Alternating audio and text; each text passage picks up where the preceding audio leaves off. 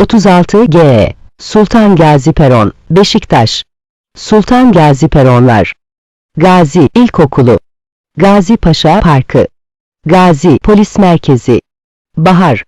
Gazi Mahallesi. İsmet Paşa Caddesi. Şair Abay Lisesi. Fevzi Çakmak. 75. Yıl Mahallesi. Su Kemeri. Seyran Tepe Yolu. Sultan Selim Mahallesi. 4. Levent. Fabrikalar. Levent. Zincirlikuyu. Zincirlikuyu Metrobüs.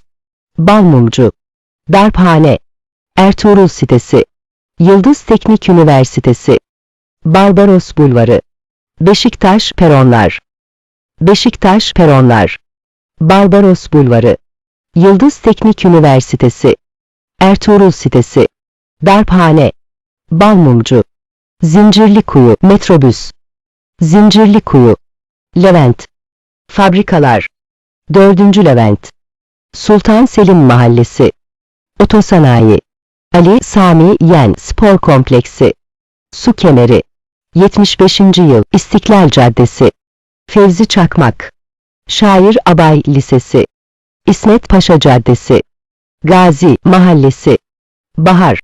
Gazi Polis Merkezi. Gazi Paşa Parkı. Gazi İlkokulu. Sultan Gazi Peronlar. İETT anonsları.